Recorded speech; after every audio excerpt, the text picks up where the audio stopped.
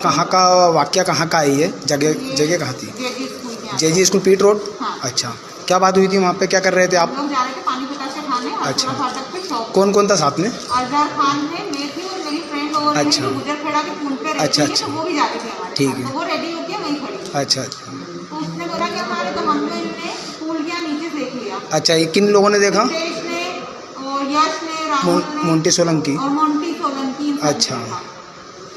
अस्सलामुअलैकुम दोस्तों, welcome to SMB world news. काफ़ी मुस्लिम लड़कियां गैर मुस्लिमों के साथ फिर रही है। जब वीडियोस वायरल हो रहे हैं, कुछ मुसलमान लड़की से सवाल करे तो पुलिस वाले केसेस रजिस्टर करे। वहीं दूसरी तरफ अगर से हिंदू लड़की जो है मुस्लिम लड़के के साथ घूम रही है तो अंधभक्त कानून अपने हाथ में लेते हुए मुस्लिम लड़के को पीट रहे हैं, दूसरी तरफ लड़की को भी धमका रहे हैं। जी हाँ, ये वीडियो वही है जहाँ पर एक हिंदू लड़की अपने मुस्लिम दोस्त के साथ बैठी हुई थी।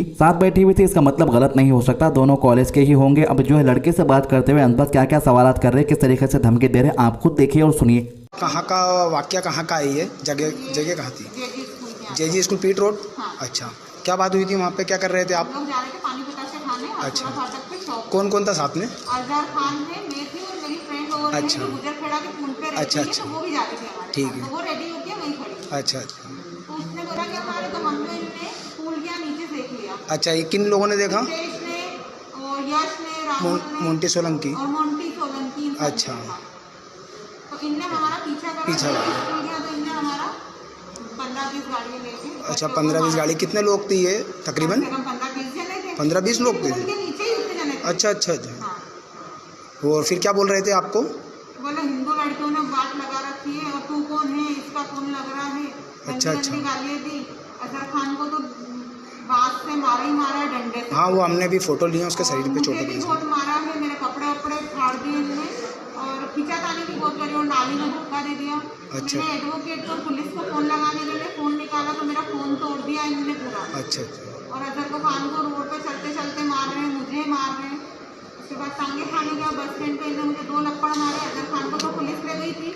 किसने मारे आपको? मोंटी सोलंकी और वो रितेश और ये यश ने। अच्छा, ये लोग और थे। मेरे को मारा तो मैं बेहोश हो गई, तो बोले बनाओ उसकी वीडियो। अच्छा अच्छा। उसकी वीडियो बनाओ। तो फिर आपने थाने पे गए, कंप्लेंट लिखाई? हाँ, अभी थाने पे गई हूँ। कंप्लेंट की थी, मैडम ने बोला है एसपी मैडम ने कि मेडिकल कराते हैं। मेडिकल? आप मेडिकल कराना आए ना? हाँ, आ मेडिकल जाते कराना है।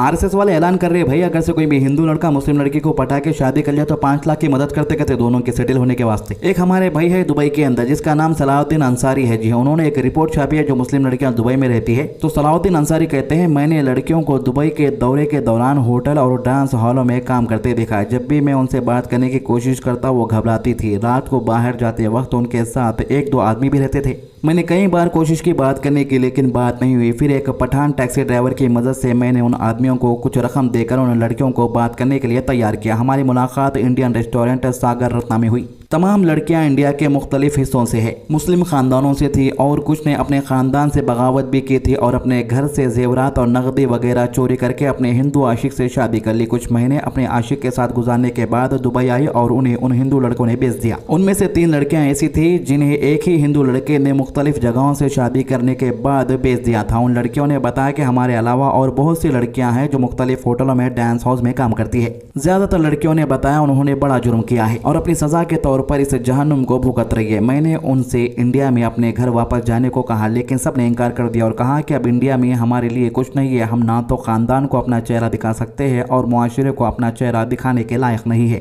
और ना ही हमारे पास आमदनी का कोई जरिया है ताकि अपनी पूरी जिंदगी की जरूरत पूरी कर सके। अब हमें इस जहन्नुम में रहना है और फिर अल्लाह ताला जाने क्या होगा। इनमें से ज्यादातर लड़कियां ने अपनी पढ़ाई भी पूरी नहीं की, स्कूल कॉलेज के दौरान ही प्यार हो गया और हिंदू लड़कों से शादी कर ली। एक लड़की दिल्ली के एक मुस्लिम सरकारी अफसर की बेटी थी। वैसे तो ये तमाम लड़कियां बस नाम ही की खातिर होटल और रेस्टोरेंट में काम करती है, लेकिन इनका काम वहां आने वाले ग्राहकों को अपना जिस्म बेचना था। सलाउद्दीन अंसारी आगे कहते हैं, मेरे बार बार कहने पर दिल्ली की 2 लड़कियां अपने खानदान का पता और फोन नंबर देने पर राजी हो गई। मैं उन्हें समझाया था कि मैं अपनी तरफ से कोशिश करूंगा कि आपका खानदान आपको कबूल कर ले और आप इस जहन्नुम से निकलकर अपने घर वालों के साथ इंडिया वापस आ सके। और फिर मैं उनके घर वालों से मिलने दिल्ली आया। उन्होंने उनकी बेटी की मौजूदगी की हालत के बारे में बताया, लेकिन दोनों के खानदान के लोग नहीं चाहते थे कि उनकी लड़कियां वापस आए। उन्होंने कहा कि वो अब उनके लिए मर चुकी है और यकीनन वो मर भी चुकी थी, उनकी रूह मुर्दा है। बस जिस्म जिंदा था। मैं अपने तमाम मुस्लिम भाइयों और बहनों से दरख्वास्त करता हूँ कि अपने आसपास ध्यान रखें, अपनी बच्चियों पर भी ध्यान दे, होशियार करें और उनको इस फितने के बारे में बताया ताकि हमारी बहन बेटियां इन बेरहम लोगों के जाल में ना फंसे। अगर आप ये वीडियो को ज़्यादा से ज़्यादा शेयर करते हैं तो कुछ लड़कियों की ज़िंदगियां बच भी सकती है और हमारी बच्चियां गैर मुस्लिमों के जाल में ना फंसे, उनकी आंखें खुल जाए। और बेशक हिदायत देना अल्लाह के हाथ में है। जहाँ पर मुस्लिम लड़कियां गैर मुस्लिमों से शादी करके जहन्नुम की तरफ बढ़ रही है तो वहीं नॉन मुस्लिम लड़कियां जो है मुस्लिम यानी इस्लाम अपनाकर मुस्लिम बनकर अपने आप पर फख्र महसूस कर रही है। जी हाँ, मीडिया से बात करती हुई लड़की ये नॉन मुस्लिम थी पहले, बाद में इन्होंने इस्लाम कबूल किया।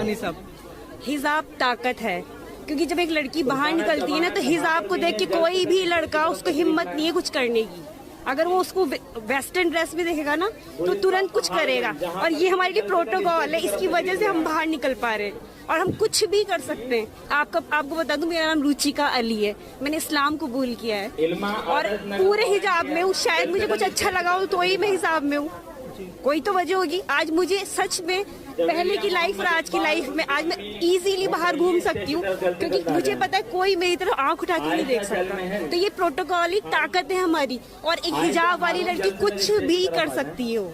जहाँ पर हिजाब वाली लड़की कुछ भी कर सकती है, पर ये मैसेज देने की कोशिश की गई है कि हिजाब वाली लड़कियां डर रही हैं और डर की वजह से जो है मुस्लिम पुरुषों ने आगे कर रही है। ये तो आपने देख ही लिया होगा। अगर हम डर रहे होते ना इस वक्त तो हम हिजाब में थोड़ी ना होते। कोई नहीं डर रहा, हम नहीं डर रहे। ये सिर्फ लोगों की एक मेंटेलिटी बन चुकी है कि डर रहे होंगे, कोई नहीं डर रहा। अगर डर रहे होते ना तो हिजाब में थोड़ी ना आते हम यहाँ पे। मैं इंजीनियर हूँ, ये बिल्कुल आप बताइए कि डर हो कि हम इंजीनियर बन जाते। हिजाब में लड़की डरती इसलिए क्योंकि हिजाब में पेपर देने से ही मना किया जाता है। हमें हिजाब देने से, मेरा खुद जब पेपर हुआ था तो मेरा हिजाब उतारने के लिए कहा गया था, लेकिन